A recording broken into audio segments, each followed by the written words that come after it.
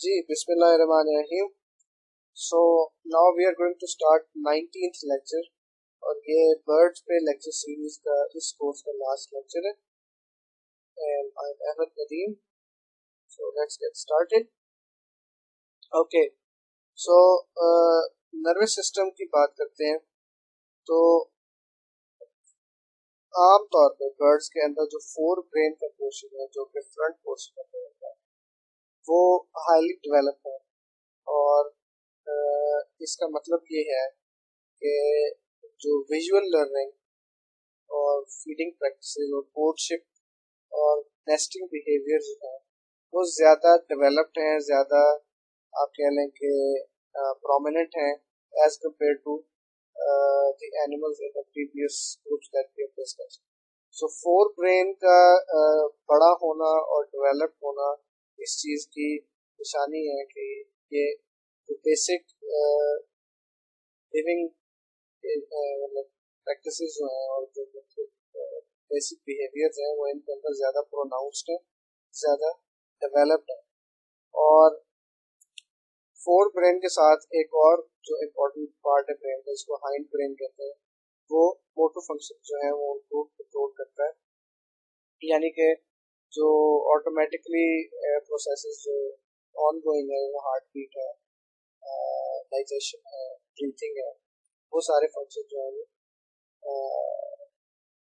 ये hind brain जो है कंट्रोल कर रहा है। Vision is an important sense क्योंकि ज़्यादातर जो प्रे है वो विजुअल क्लूज जो है वो उनके हिसाब से उनकी मदद से जो है वो कैच किया जाता है। Retina is thick and contains both rods and cones. The rods and cones, they are important cells for perception of light. Rods are for low light perception and cones are for intense light perception. और retina जो है वो एक membrane है, एक surface है जिसके ऊपर जो लाइट है वो लेंस की मदद से फोकस की जाती है और फिर ये सेंसरी मेम्ब्रेन जो है वो ब्रेन के साथ कनेक्ट होता है थ्रू ऑप्टिक नर्व, जहाँ से ये इंफॉर्मेशन आप कह लो कि मैनिपुलेट की जाती है। तो ऐसे बर्ड्स जो कि नाइट टाइम में या लो लाइट में हट करते हैं उनके अंदर नंबर ऑफ रॉड सेल्स जो है वो ज़्यादा है, लेकिन वो बर्ड जो कि डे लाइट को प्रेफर करते हैं उनमें कोन सेल्स ज़्यादा होते हैं रेटिना के। और वो पॉइंट जिसके ऊपर लाइट आके फोकस होती है रेटिना के ऊपर, उसको उस फोकल पॉइंट को फोविया कहा जाता है। और कुछ बर्ड जो हैं उनके अंदर एक से ज्यादा फोकल पॉइंट्स या फोविया, और बेसिकली जो ये फोविया हैं, ये अगर दो फोविया हैं तो वो दोनों मुख्तलिफ फंक्शन जो है वो सरंजाम देते हैं। एक फोविया जो है उसको नंबर वन सर्च फोविया कहा जाता है, जो कि मोनोकुलर विजन होता है, यानी कि उसमें आप जो बर्ड है उसको सिंपली अपने इर्द गिर्द की जो एनवायरनमेंट है वो एक पिक्चर की तरह नजर आए, जबकि जो परसूट फोविया है वो उस एनिमल को बाइनोकुलर विजन देता है, यानी कि अगर वो किसी पॉइंट पे फोकस करना चाहे और एज ए बाइनोकुलर या दूरबीन की तरह उसको जूम इन करना चाहे तो उस वक्त जो है वो परसूट फोविया उसको हेल्प करता है। तो ऐसे बर्ड्स जिनके अंदर जो प्रेडेटरी बर्ड्स हैं उनके अंदर ये जो परसूट फोविया है ये ज़्यादा डेवलप होता है और इसकी रेंज जो है वो ज़्यादा होती है। नॉन प्रेडेटरी बर्ड्स जो हैं उनके अंदर इतनी ज़्यादा ज़रूरत नहीं होती परसूट फोविया की, सो उनके अंदर जो सर्च फोविया है जो बिनोकुलर विजन को सपोर्ट करता है उसकी रेंज ज़्यादा होती है।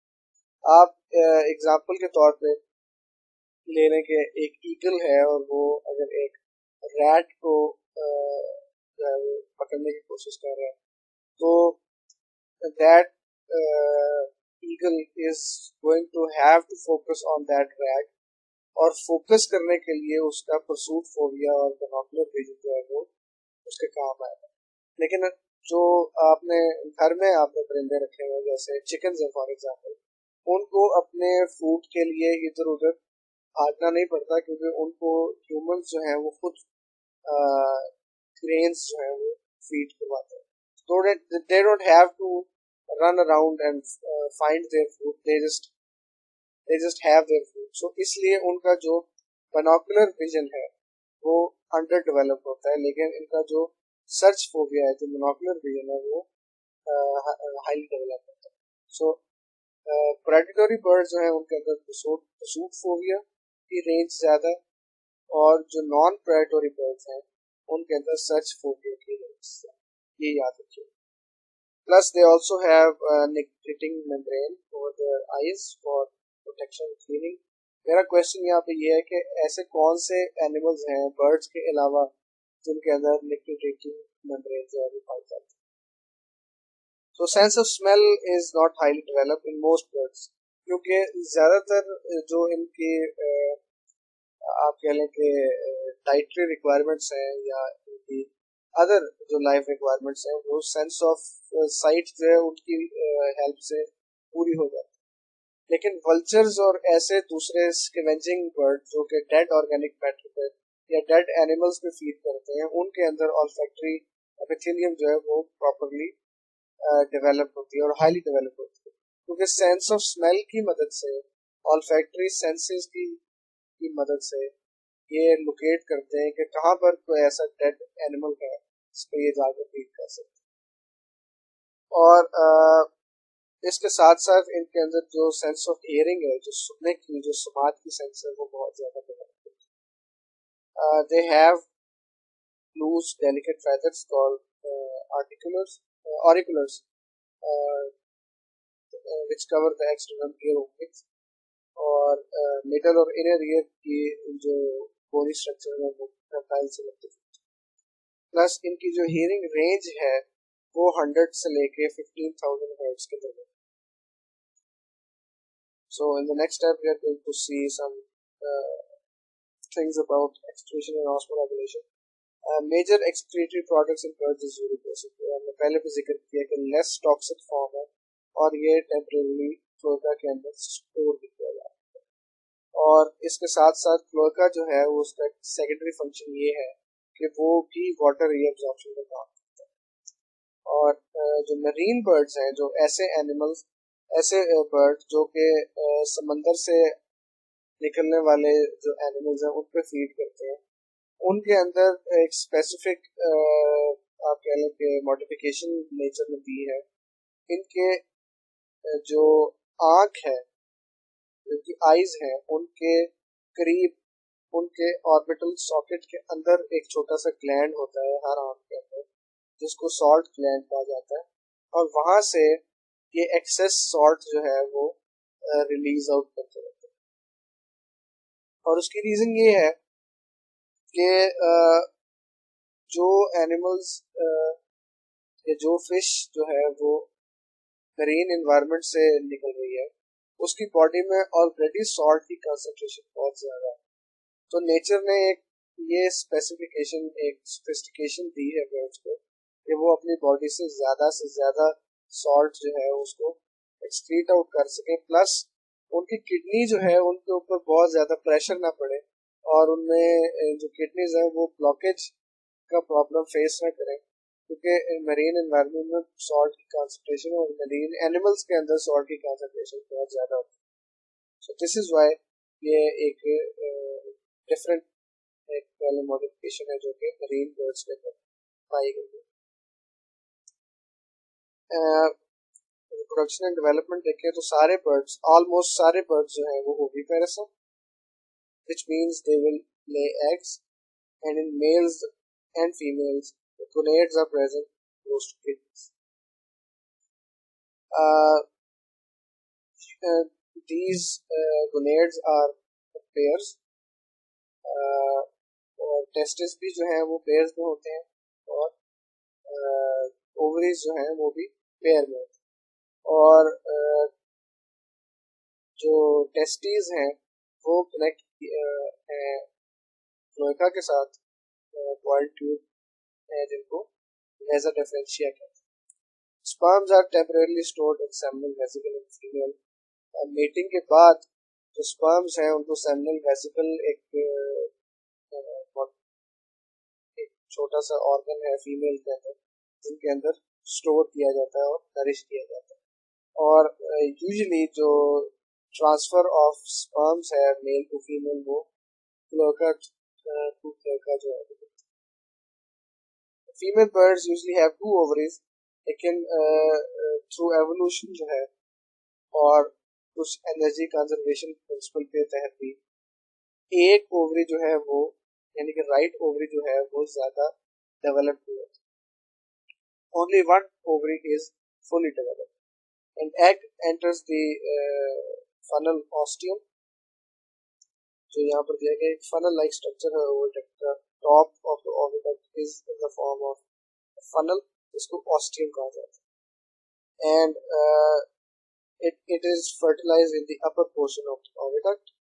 और जब फर्टिलाइजेशन के बाद एग मूव करता है तो जो लोअर पोर्शन होता है ओविडक्ट से नीचे का, ओविडक्ट का जो ऑलमोस्ट लोअर पोर्शन है उसके अंदर शेल ग्लैंड होते हैं जो कि उस फर्टिलाइज्ड एग के इर्द गिर्द जो है वो शेल की सेक्रेशन करते हैं, जो फिर प्रोटेक्टिव कवरिंग की फॉर्म में आता है।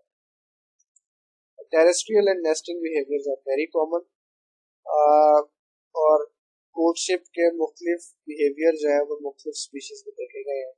और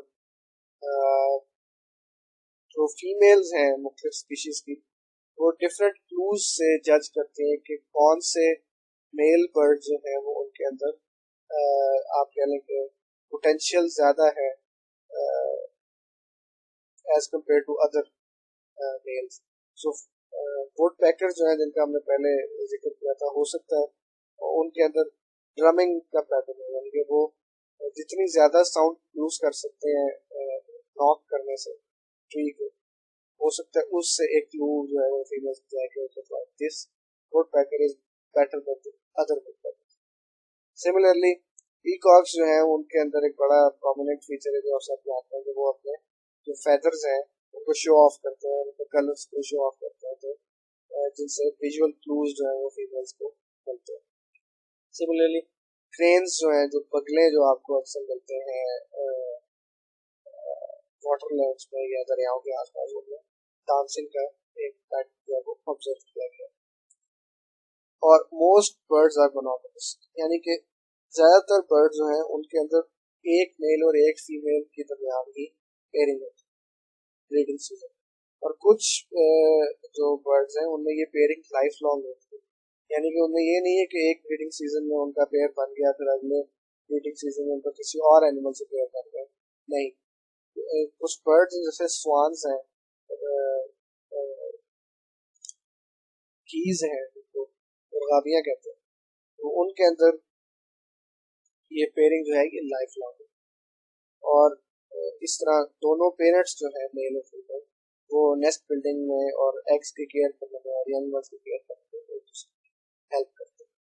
सम बर्ड्स आर पॉलीगाइमस, इसमें होता ही है कि बाज़ औक़ात एक फ्लॉक जो है बर्ड्स का, उनमें मेल्स जो है वो कम होते हैं, एक या मैक्सिमम 2, और उनके इर्द गिर्द फीमेल बर्ड जो है वो बहुत ज्यादा। और इसमें ये है कि one male mates with multiple female bird. ये आपने अक्सर जो हम घर में चिकन्स पालते हैं उनमें आपने देखा है कि आमतौर पर मेल जो है वो एक होते हैं और फीमेल जो है वो एक से ज्यादा होती है। इससे सिमिलर जो है वो बिहेवियर पॉलीएंड्रस बिहेवियर है, जिसमें एक ब्रीडिंग सीजन में एक फीमेल जो है वो मल्टीपल मेल्स के साथ मेट कर सकते।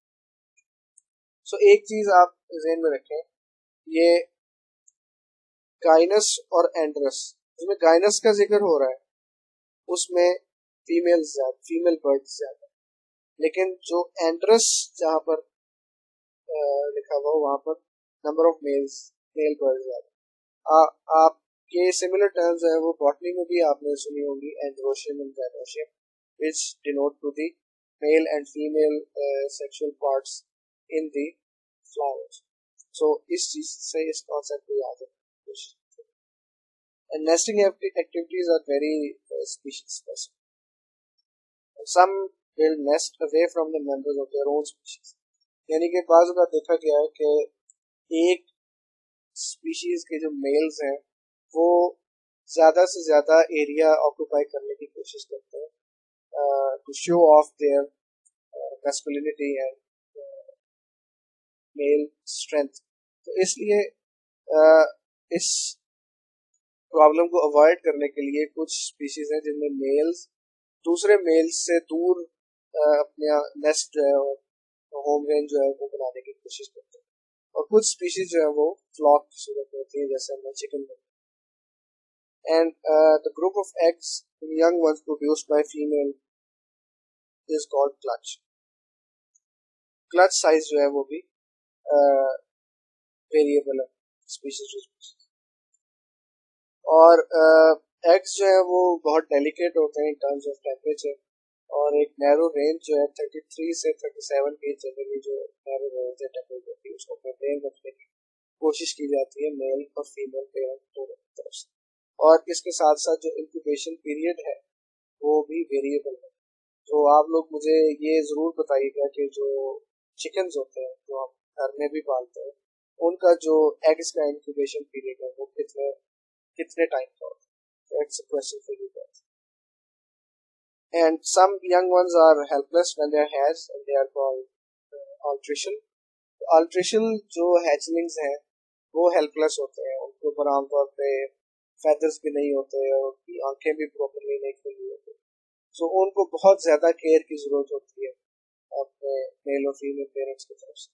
बट कुछ जो हैं वो fully active होते हैं और they have their eyes open and they move around and they start gathering food, जैसे कि चिकन्स में कि चिकन्स जैसे एग से बाहर आते हैं, they are fully active, they are full of feathers and they move around and they start gathering, basically they start following their mother to gather the food around and start their life activities.